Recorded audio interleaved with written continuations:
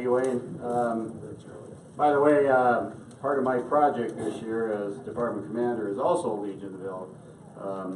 You know, being closed for camp for the kids last year was a major loss of revenue, and yet all the fixed costs remain. So these donations are great, and we need to keep them coming. And as we heard about the bog, and by the way, you know, if you want to go out and play and there's a bog in the way, who are you going to call? Bog buster. But anyway, we need help cleaning up the beach and stuff too, so that is also part of my project. So, next on our agenda is Speaker Paul Blanchard, baseball coach at Southwest Minnesota State University.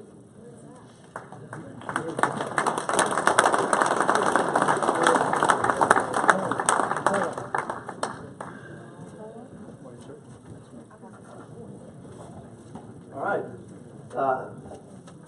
First of all, I want to say thank you for the American Legion showing up to Marshall, Minnesota. This is great. Hopefully you'll hang around here in the town and eat at some restaurants. And if you guys want to get some ribs, talk to me after. I know a good place in town you can go to. I know the officer was talking about some drugs, the opioids and whatever. When I was 15, I had a kidney disease, and I took a bunch of medication for that. When I was 21, I had Hodgkin's and lost my spleen for that, and chemotherapy and the whole deal. At 41, I had meningitis and took a bunch of medication for that. Full of a lot of drugs. Okay, so I thought, all right, later on here, I'm going to try and, you know, when I die, I can give up my body parts and donate the stuff. And the doctor looked at me and he said, as much drugs as you've had, he said, I'm sorry, you couldn't donate your body to science fiction. So, let alone science. Anyway, again, welcome to Marshall. I'm going to try and give you a little bit of background on kind of the baseball situation. Obviously, that's what I do. I've done this 23 years now here at Southwest. And I started out, I'm from the cities. I'm from the west side there. I grew up in Minnetonka, about on the far east side of that, which is in the Wayzata School District.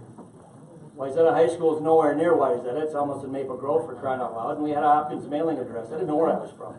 Okay? So anyway, I played baseball for Wayzata's Legion Post for 4 years. We got through that. I started coaching a couple years after that with the Edina's American Legion, and we were fortunate enough to win the World Series in 1983. After that, I coached Wayzata Legion. My younger brother was playing, so I coached that team, and then I got to coach for 7 years with Excelsior's Legion team with a guy named Jim Peck, who a lot of you know, and I survived that. I'm still up here to talk about it. Okay. The guy's a nut in a great way. He's the only guy inducted in the American Baseball Coaches Association Hall of Fame that wasn't a high school coach and wasn't a college coach. It's youth baseball is kind of what they refer to it as, and again, he's the only guy. And he's been an American Legion guy for many, many years and done a lot of good stuff with the state American Legion, you know, format, how they do things, the state tournament, the whole deal. Now, what you guys provide is a great opportunity for the young people of the state. I have a son that's a sophomore at the University of Minnesota. He came through Marshall here and played in the whole deal. And the benefits of him just being on the team, the fact that there's an organization that exists that allows him to get along with the other kids in the summer and have a place to play, is tremendous benefit.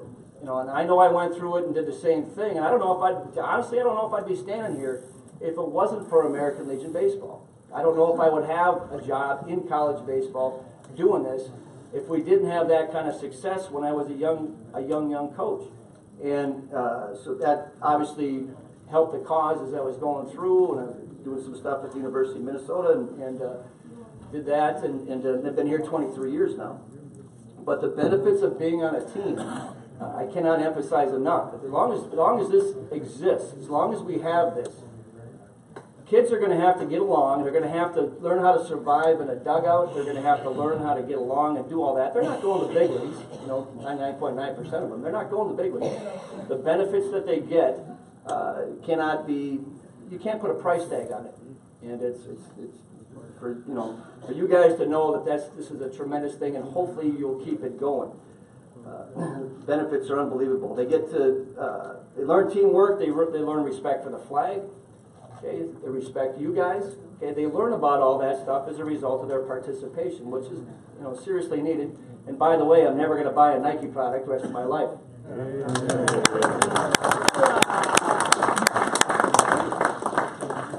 You're keeping them active, you're keeping them off the streets. Is a good thing. They certainly have to learn how to survive in that dugout, all that goes with it. On my end of it is to put my college baseball calf coach on. On my end of it, I want to see them playing Legion baseball because they play as a team. It's intact baseball. They care about each other. They're playing for a conference title. They're playing for a district title. They want to go to the state tournament. They want to do that stuff. And what has infiltrated American Legion Baseball in the state of Minnesota is all the club ball stuff that's going on, where the kids are paying big money to fly to Atlanta, Georgia, on their own dime, by the way, and they got to stay in a hotel and they got to feed themselves and do all that, so they can be seen by college coaches like myself in the South, because of course, if it's more than 200 miles away, it's got to be good, right? So they do that. They do that in the South, and they want to try and do that, and it's a big deal to them. They played their high school ball, they did the team thing in high school, and now in the summer, the millennials, it's all about me. And what's the best thing for me.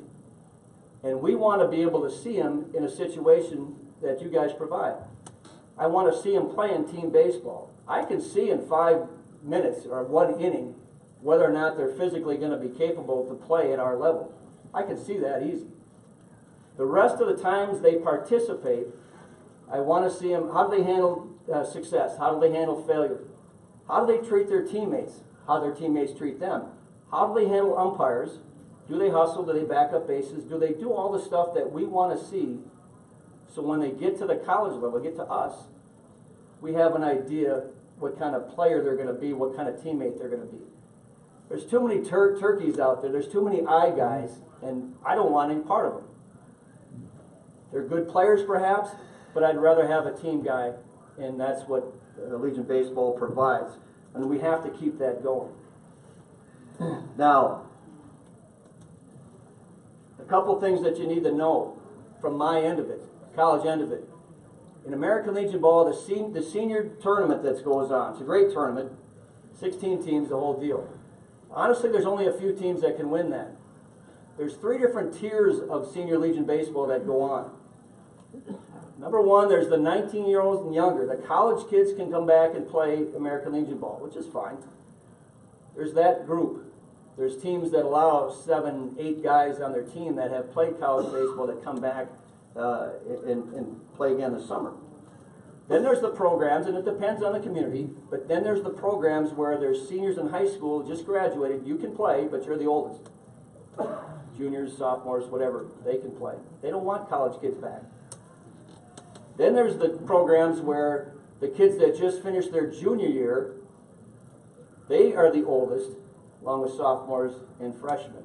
If there's a high school coach out there that has influence on what goes on in the summer, he might be the head varsity coach. Well, he doesn't want the guys that just graduated, because they're not going to help him next spring. So they can't play. So all 3 of those groups are playing for the same trophy. And that's why, you know, we see it as college guys, like, oh, okay, they got a bunch of college guys, you're going to have a pretty good chance to win. These guys that are just juniors, I mean, God bless them, but they're not going to have a chance to win. So, anyway, 3 tiers, and I don't know how you want to address that, to be honest with you.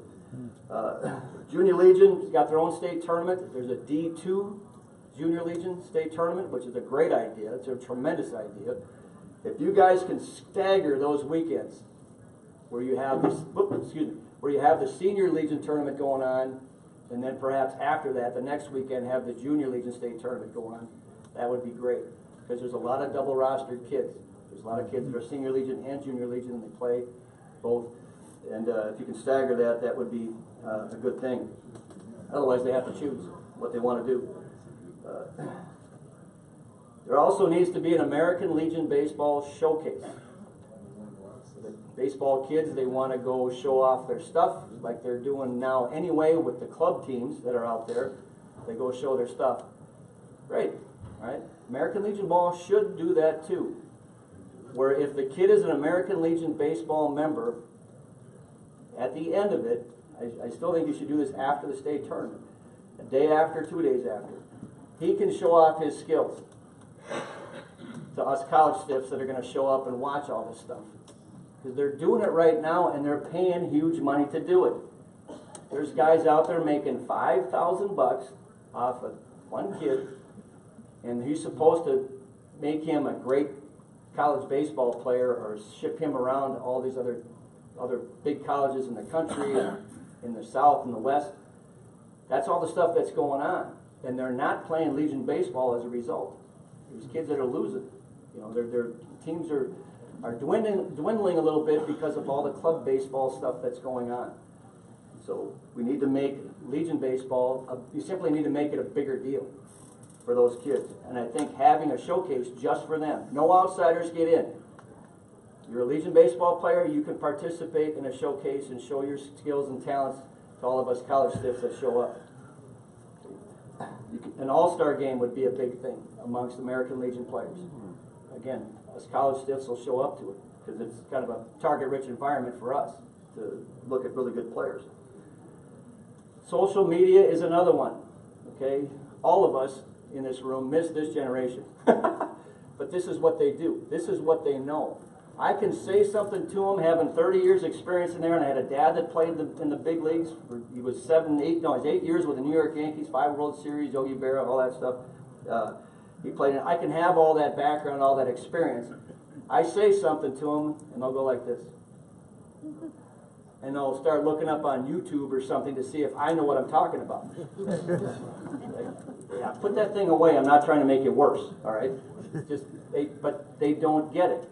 It has to come from their little electronic device, otherwise I don't know what I'm talking about, which is amazing. But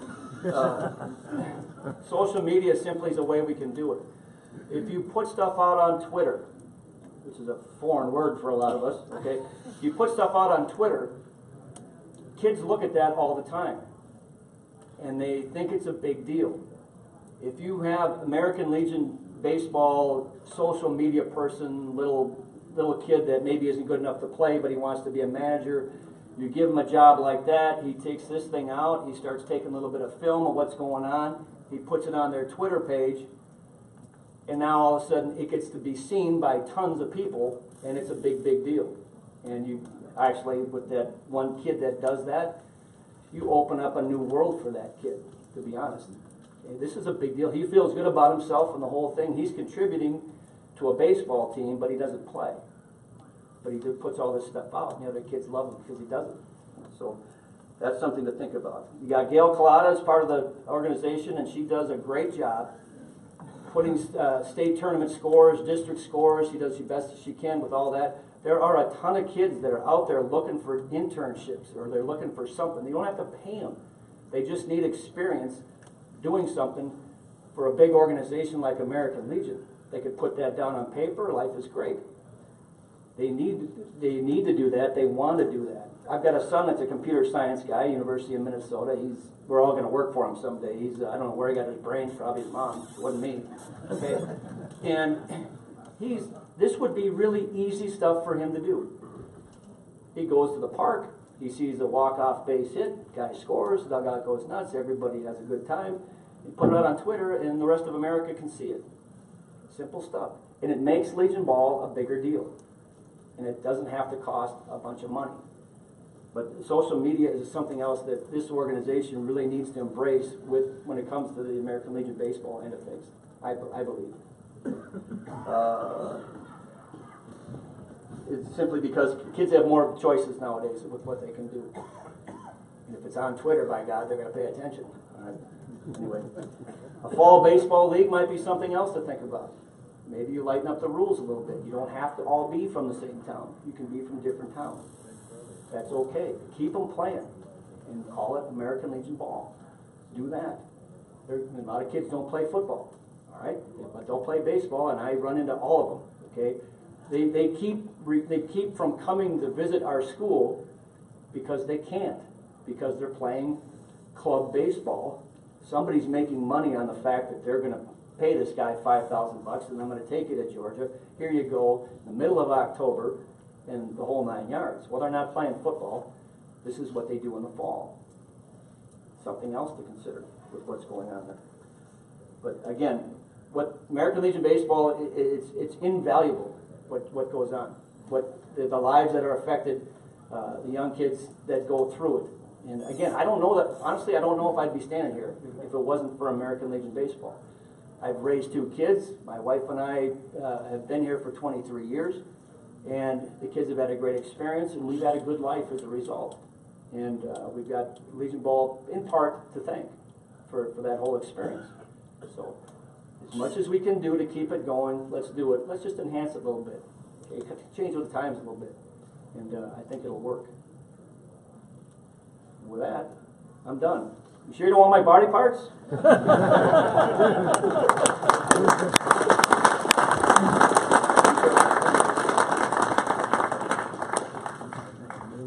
Thank you, Paul.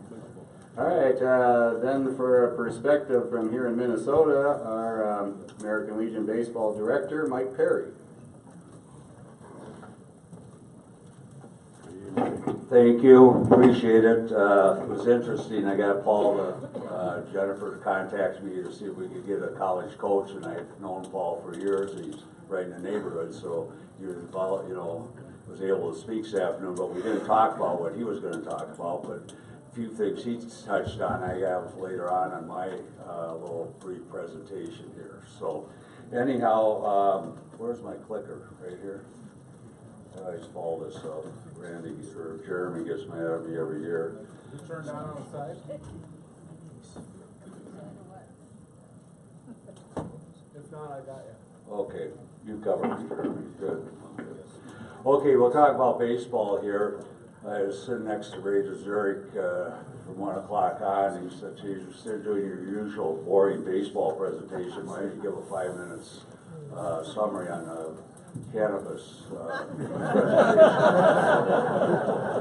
anyhow, I decided not to do that. But anyhow, this is my baseball report. So over the years, this used to be a one-time-a-year report, and it doubled up where it kind of presented twice, and it's got to be repetitious. So we'll probably get back to a fall presentation here, because when I was down in Rochester in July, I was talking about the tournament in 2017. And that was 51 weeks ago. At that time we were already in the playoffs, and now we're 7 weeks from our postseason here. So without further ado, I'll move ahead here a little bit. This year, the Division I state tournament was held in Edina. Tri-City Red won the state championship for the 2nd year in a row, and Wayzata was runner-up in that tournament. A couple pictures from that tournament. We got this first one here. This is just a picture from Eden Prairie. They finished 4th in the league.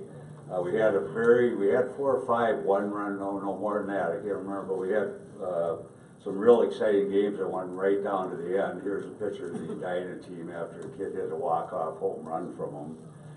And then the last few years, we've been blessed where the state commanders showed up for the banquet and on the Wednesday night before, and then to present trophies. Here's Commander Schaefer presenting the Outstanding Player Award to the Tri-City Red player. If I can't remember his name, maybe I'll. So that was it. And that banquet I talked about, and when I go to the national meeting end of September, state directors from out the country are there. I started talking about our state tournament and our banquet, and this past year we had 531 people at the banquet, which is just obviously phenomenal, and they don't believe me. Okay, I mean, I'm bragging about Minnesota here. We're just that far ahead of the rest of the country, so, on how we run our programs. Division II tournament was held up in Pelican Rapids. LeSueur Henderson won that tournament, and La Crescent was second. Both of them advanced out to the Central Plains Regional out in Wapaton, North Dakota, and La Crescent actually won that tournament, the regional tournament. Here's a picture of the Stephen Argyle team. They won the consolation bracket at that tournament, and they also won the Rocky Wadim Sportsmanship Award. This picture is the outstanding player from LeSueur, Cole Hengilly. On the left, as you're looking at the picture, is Jeff Miller. He's our vice director on our baseball committee in charge of Division II. Person on the right is Trista Olson, who's the daughter of Tony Sipe. And that's who that award for Division II is named after in a long time. Legionnaire, actually before my time even. But she came down to present that award there. And this is a picture of the winning pitcher from LeSueur, Tom Copton, from pitching in that game. Going into our junior side, as we said, we have Division I, that's the larger schools, 400 or more enrollment. We have Division II, that's the 400 and below enrollment. Then we go to the juniors, which is the younger group, Division I and Division II again too. So at Division I, state tournament was at Apple Valley. The champion was Excelsior, runner-up Wayzata. Division II state junior tournaments in our second year. Was at Montevideo. I'm going to talk more about that in our next slide or show. But the champion was Holy Family, and the runner-up was Aiken. This is a overview of the stadium in Montevideo for their opening ceremony. Had all the players lined up, color guard, the whole bit. Just a phenomenal presentation, and they ran just a wonderful state tournament out there. Division 1A, that's another group I forgot about. It's a senior group, kind of a B-level group. Champion was Andover, and the runner-up was Apple Valley. Okay, Paul kind of hit into something I was going to talk about, and then just clarify a couple things he was going to say, or hit on, or emphasize more than he said. We have realized we're behind in a lot of areas. We've tried to catch up. And the social media was one area. We have improved in that. In the past few years, the Legion Hub is called for the month of July, basically, for the playoffs, sub-states, and state tournaments. Has scores, live streaming of the state tournament, and stuff like that. Had over 1 million hits, or likes, or whatever they call it, last year. So I think we've improved tremendously in that area. The area, like he said, it's been on, I think in this stage before I brought it up, the problems with the travel and that, and kids going away, and the first thing the travel coach will say to a parent is LegionBaseball doesn't expose your kid to college coaches. Well, and we've tried to say, and we haven't done a good job, but only 5.6% of all high school seniors who play high school ball move on to play college ball, and that's either at the D1, D2, or D3 level. I know that, I tell that to people, and then they look at me and say, yeah, but my kid's one of the 5%. See? So, you know, we got that constant fighting to it. We are a little behind. I mentioned about we got to showcase our kids more, i.e., our Legion players. We had some set up a few years ago, it fell apart, Legion Prospect Series, but I'm just resurrecting a possible junior all-star showcase this summer for the junior level players, sophomore, junior, and senior. We've talked also about the all-star game, you know, at the end of the year, into the state tournament. A few problems with that. Boy, you get to August 1st there, those kids want gone, you know, they just bolt on you a little. But anyhow, we are aware of the problems, working on the problems, and I feel bad about, you know, that we're having to do this because of the way society is today. But honest to God, you know, I sit there and throw up last time Rochester #1 sign that we've got 351 teams in Minnesota, and we lead the nation. I mean, we're doing great. I mean, parts of the country are literally wiped out at Legion Ball. Georgia for one, Oklahoma, Texas, you know, the cradle of the South even. It's embarrassing almost. But so we are doing the job. Committee does work hard. We have our board meeting coming up November 9th, and just to acknowledge, there's 3 vice directors. We're appointed by you with the, you know, state, and I'm one, Mike Court's another one, Jeff Miller's another. Then we have our district directors by Administrative District zones, Scott McCready, Vern Kitzberger, Gail Collada, Wes Thompson, Randy Schwab, Tom Coombe, Mike Arvison, and Jim Peck, who runs our junior program. Jumping back, I had Jim Peck's name listed before. He's in charge of junior and especially Division I, and he's had gotten a charge for this year that tournament, the Division I junior tournament, has to upgrade quite a bit from what it is to get on par, to be honest with you, with the Division II tournament. Do have a little turnover in the board this year. Currently, Division District 3 is open, although Carl is working on that. Kevin Nagel resigned about 2 weeks ago, but that position will be filled. District 5, Jim Larson passed away.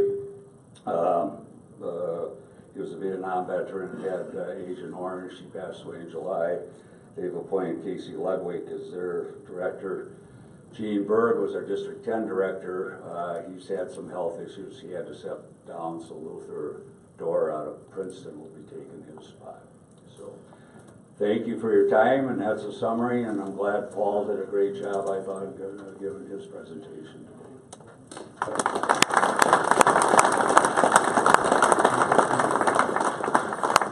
Thank you, Mike. We got a couple of quick announcements. If somebody, there's a pair of men's glasses that were left at the Ramada reception yesterday, so you are missing your glasses. There's a pair over there. And I didn't know this was an issue, but tomorrow there will be coffee at the main level conference for $1 a cup. So, coffee addicts. Our last speaker, that must have been for you then, huh? Okay. Our last speaker today has to do with part of my project. The other part of my project is the Anoka Eagles Healing Nest, and I know some of the people in the 10th district and stuff are very familiar with it.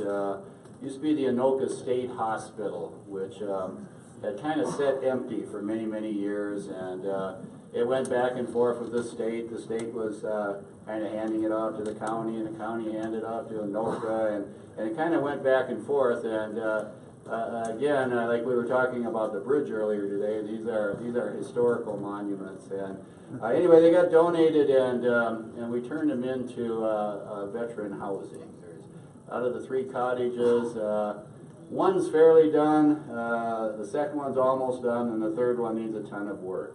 But to tell you more about it, today we have the director of the Anoka's Healing Nest here, Melanie Butler. Melanie? Absolutely. They don't give me this at the Capitol. Just kidding. Some of you may know my nickname there. But thank you all for having me. I just got done over at the auxiliary, and I believe that you have my thumb drive. Could you, prerequisite, I'll rewind a little bit. Before I start speaking, I want to share with you a message that Medal of Honor recipient Alan Lynch, who I had the distinct honor and privilege of meeting a year and a half after the nest opened in Chicago, Minnesota. He has been with us. He writes for our webpage every month about veterans and the issues, and shares his journey of healing and what that looks like to him. He, of course, is, as one of our young vets said when they found out he was coming to the nest this summer with the commissioner on the phone, he was, an Iraq veteran said, "You realize that is one bad, you know what, MF." And Ellen thought that was amazing. So he has the same lineage as my husband in his branch of service. So we've stayed well connected, and he is, I'm proud to say he's part of our nest and part of our mission. So if you want to roll this is from this summer in August when he was there.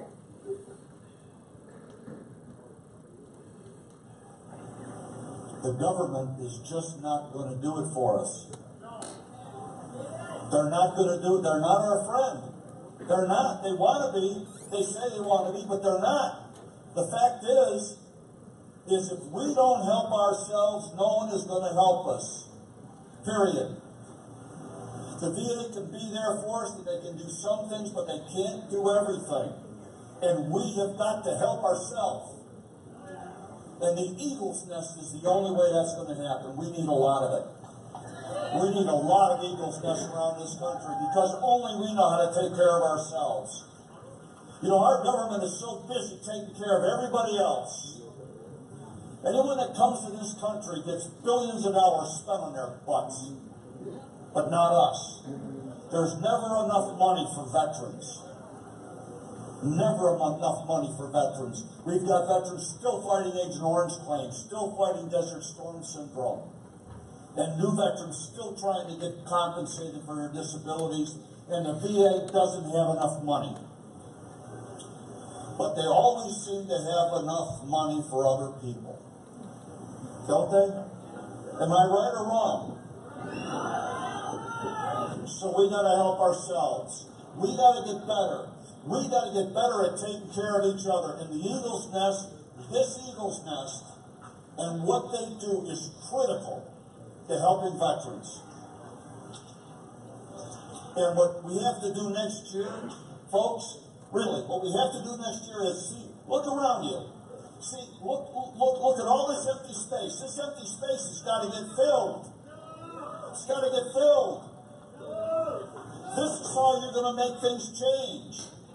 See, they'll hear us when we're in numbers. You know, when we Vietnam veterans walked and dedicated our memorial in Washington in 1982, you know what the VA did? They did number 2. Because we were all together, we were walking down that street, and we dedicated our memorial, and they didn't know what the hell to do. And I'm going to tell you, young guys, you young veterans, you got to do the same thing.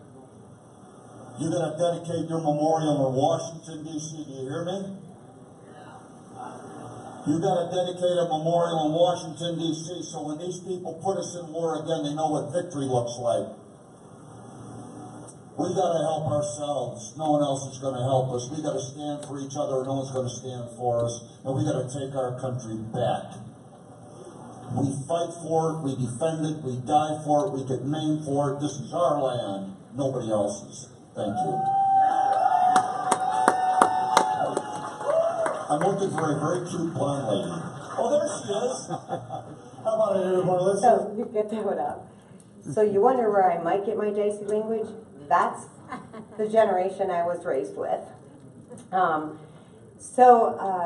That was at our stand-up celebration, our first one that we did in Sauk Center this summer in August, and did some filming and some Purple Heart recipient Jim Logston was there as well. That same event will be taking place this summer, June 7th and 8th, and Medal of Honor recipient Alan Lynch will be there as well. And Jim Logston has already put a call out to the Purple Heart recipients to come and join us for that event as well. It's a 2-day music event. But we also, it's not just music, there's vendors there, but we're also talking about the issues that our veterans are enduring, the issues that are costing them their lives. So for those of you that don't know me, I'm Melanie Butler. I'm a military daughter,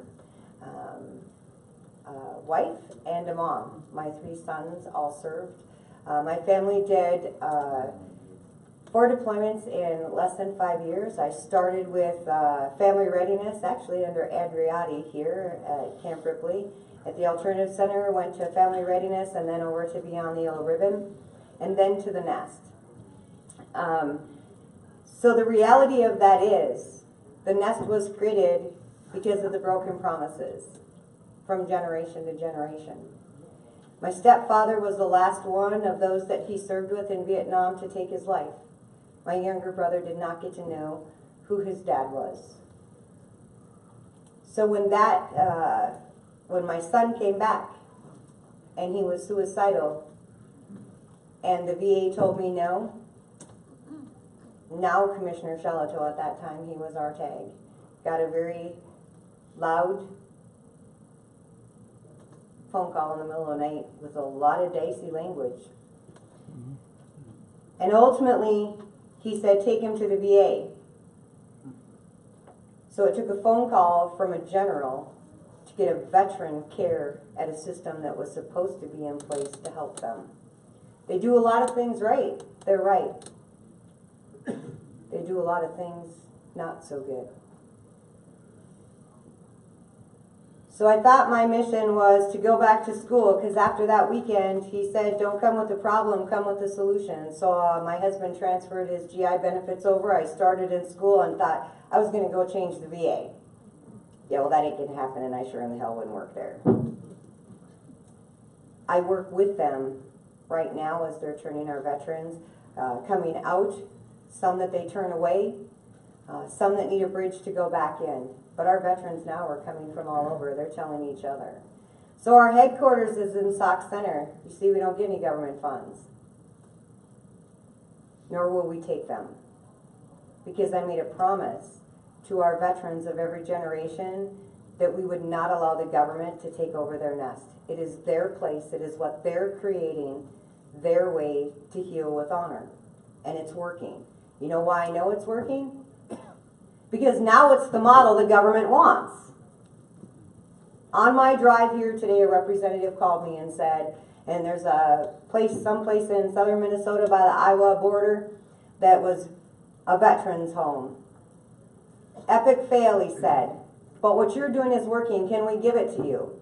Well, isn't that funny? It's an election year. Everybody wants their picture with us. And everybody wants to say they're part of the nest. If you notice, I haven't taken any pictures with anyone. It's not about politics. I can definitely give a size 9 to both sides of the aisle and down the middle. It's high time that we stop allowing elected officials to use our veterans and their families as a vote. Because what I vote for, our veterans serve America. They don't serve a district. They may live in a district, but they serve all of America. So when an elected official says, that veteran's not in my district. Really? If I have a veteran in need in Indiana, the representative, or that Jim Logston, Purple Heart recipient, calls me about because the system is failing, I don't say he doesn't live in Minnesota. I say bring him home. So you see, Jim has sent veterans from Indiana here, and they've healed, and they've soared, and guess what they're doing? They went back to Indiana to create a nest, task and purpose. Just like Alan Lynch said, there needs to be one everywhere. N22 sends their veterans up, and they're in Florida looking for a location. It's different. It's outside the box, but it's working. People may not understand it. Some people don't visit it. Some people gossip. There's rumors. There's whatever. I ask you what you're doing. I can tell you 2 weeks ago in Anoka, I got a call from a Vietnam veteran family, from a daughter, and her dad had suicided. I'll tell you what else happened. They called me in tears. A senator gave my number to them because they called an entity that was supposed to help them, and they said, not our job. Nor did they offer any resources. They didn't even offer to say, call the Legion or call the VFW or the DAV. You know what they wanted? Someone to hear them.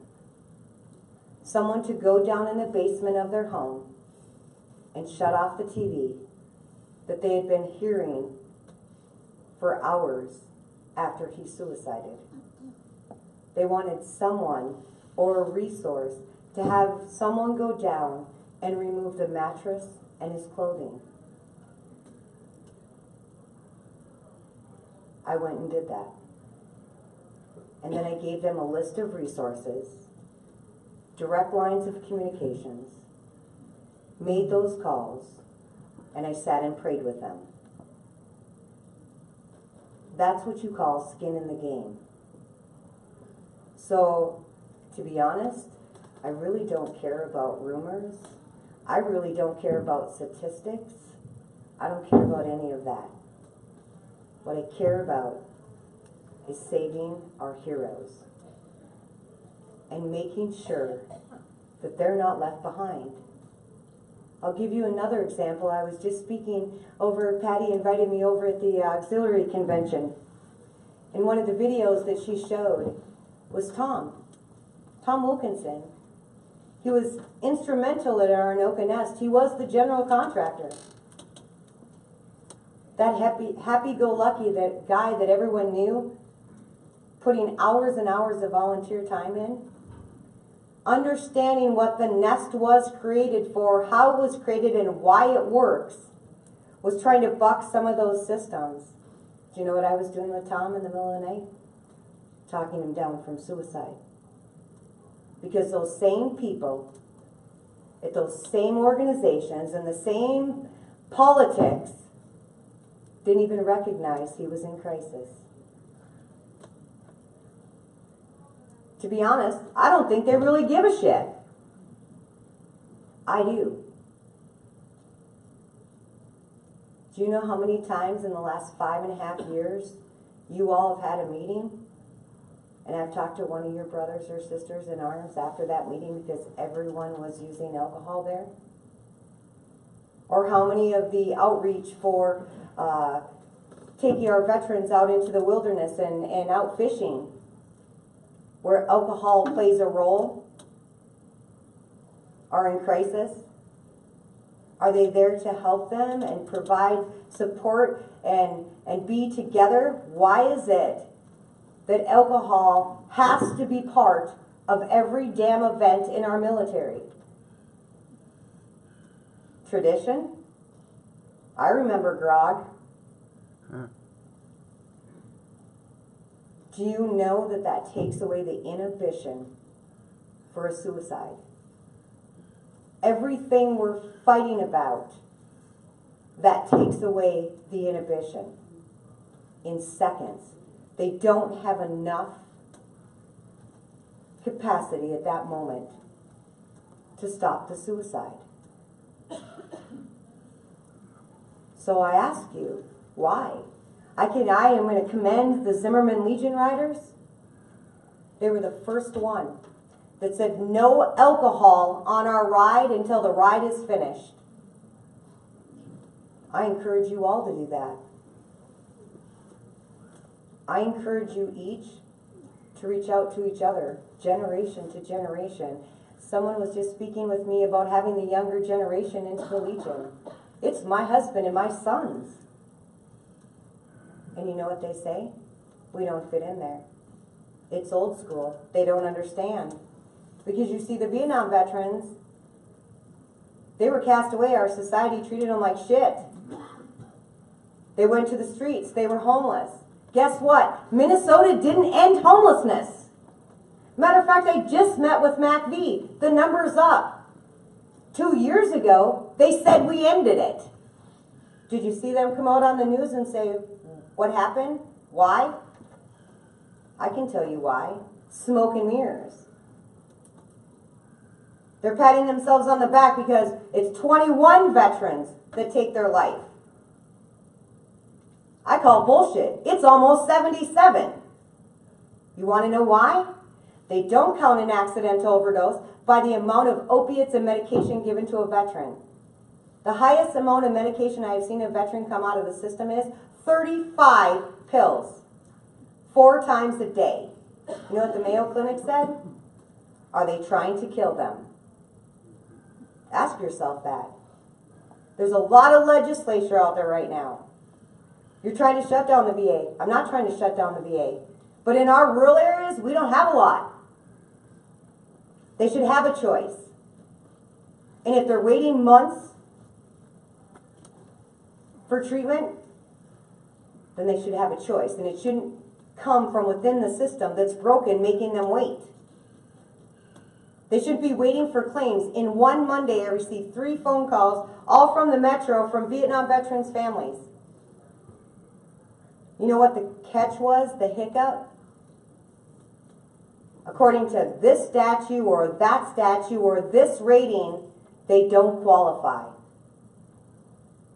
All Vietnam combat vets, not one person asked or filed a claim for him. He was terminal. I can tell you before he died, he was 100% service connected. Why did he have to wait? You know where he was? His daughter works at a VFW. Not one person ever asked if he had filed a claim. You know why? Because a veteran truly won't ask. They don't want a handout. They just need a helping hand up. And that's what the nest is. They run it. They take care of it. Things may fall through the cracks, but they all have task and purpose. Each and every one of them. My son is good today. Tomorrow he may not be good. He may have that trigger. And contrary to Comp and Pen and the entities that make that decision, PTSD is not curable, and nor should their compensation be taken away. Hello, wake up. It's your families dying. It's your brothers that you fought for to bring home alive, no matter what, that are being denied. You may not understand our nest. Come then. I don't disclose that. I don't disclose the active duty members that come because they're given an other than honorable. I actually threw the Red Bull command out at the last general. Why? Because when the service member asked for help, they gave them an other than honorable, not a medical discharge, an other than honorable. I am pleased to say that our County Veteran Service Office in Stearns County and very few elected officials, we have overturned 13 other than honorable, including for a Vietnam veteran who had multiple Purple Hearts, who had lived on the streets for all these decades, homeless and suffering from mental health, now have honorable discharges. Now are service connected. But it takes all of us to fight. Look at the numbers you all have. I was one person. They said it couldn't be done. I said, get the hell out of my way. My dad's raised me better than that. I had the state of Minnesota come in and say, we got a complaint that you swear. I go, fuck, get out, really? You should have seen the look on her face. You drove 3.5 hours through Minnesota construction to ask me if I swear. You troll my Facebook page.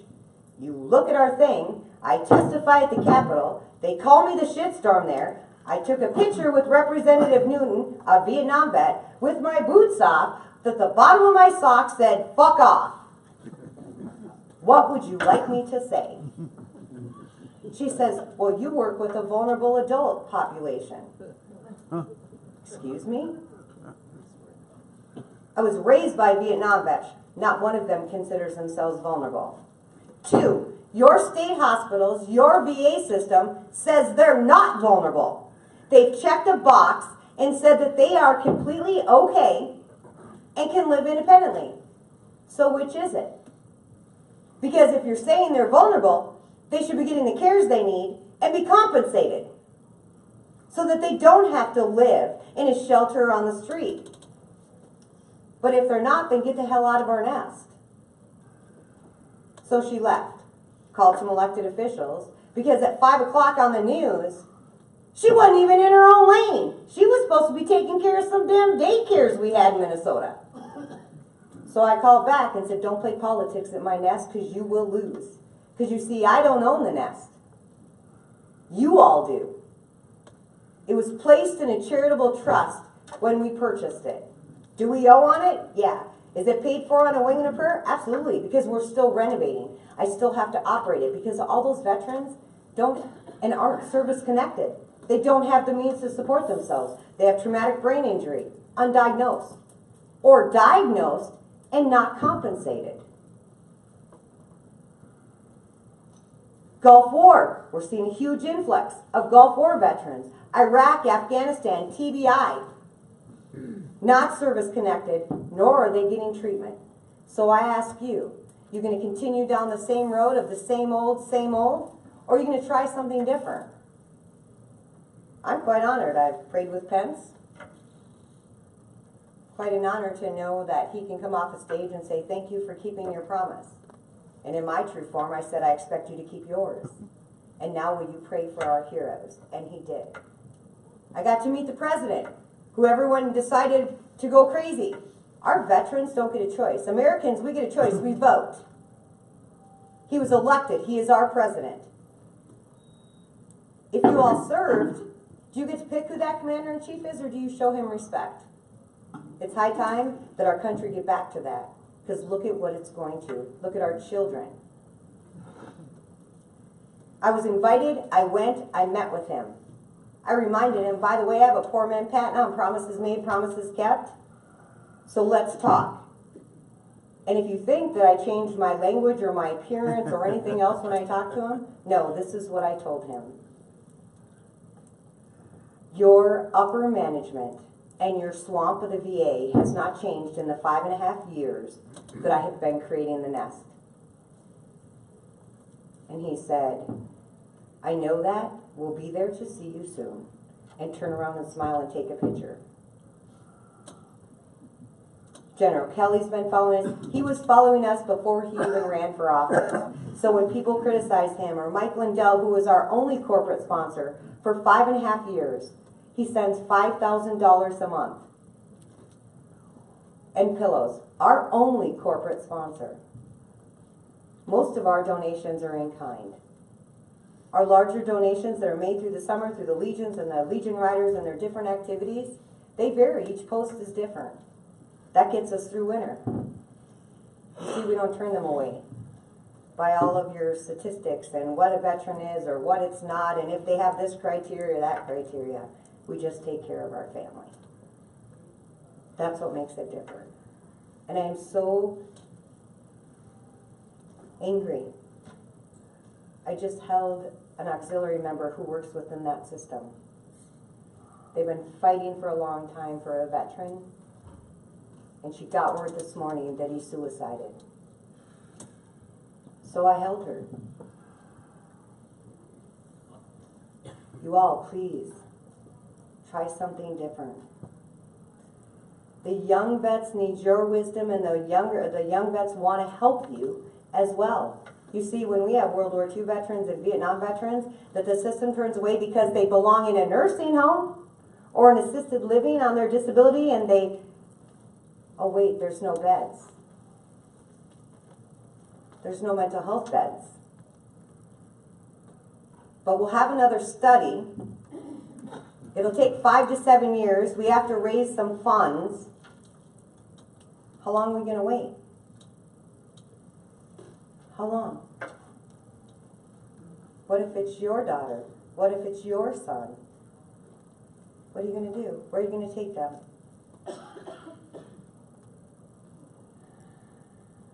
Put some skin in the game, people.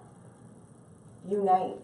Shouldn't be a fight between this veteran organization, that veteran organization. Shouldn't be a fight. One America, one people. Lots of freedom. God, country, family.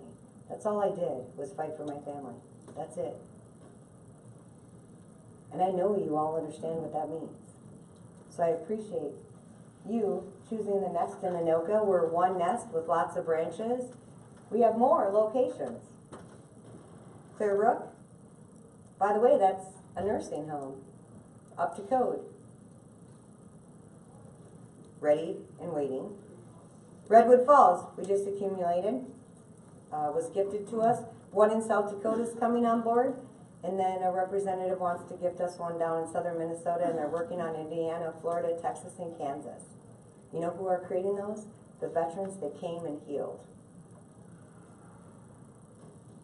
So again, thank you. I got one last video to give you a glimpse of what it is. The song that you hear is by Connie Lee. Her dad was a World War II veteran. She never understood why he was the way he was. And the song was actually written by a Vietnam veteran who comes and does writing and poetry and art at the Nest, who's also not 100% service connected. trying to get through those claims, and he's terminally ill.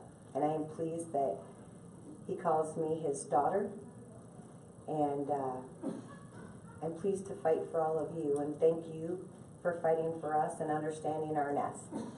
Much love. To be here. The what? Oh, sorry. That was Yep. I'm here because three things. I love my country, I love our vets, and I love what Melanie Butler is doing at the Eagles League.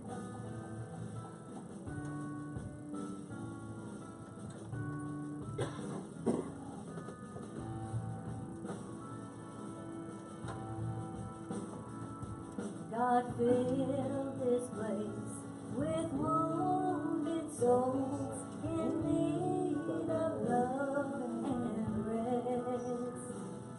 It is the home He chose for them. They call the Eagle's Nest.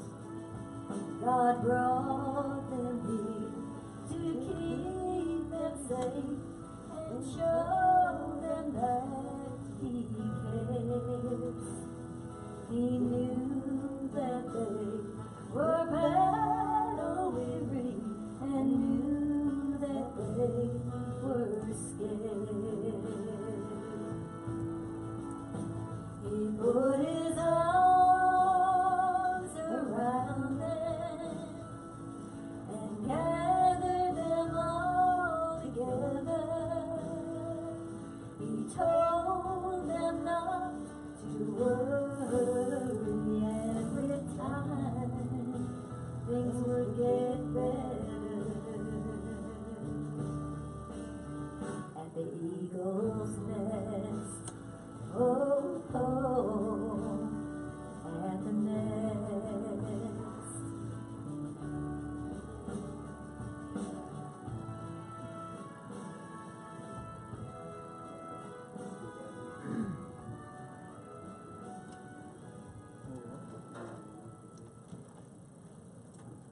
Thank you for having me.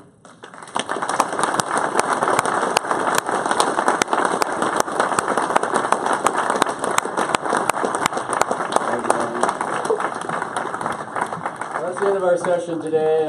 We tried to do things a little bit differently today. We've mixed it up a little bit. We've done a little humor. We've shown you some really serious stuff. We've seen a little bit of all sides of it. I hope you all enjoyed it. That's the end of the day. Sergeant at Arms, you recognize the colors. Colors in place. And slow. Go. Thanks everybody. See you tomorrow morning. 8 a.m.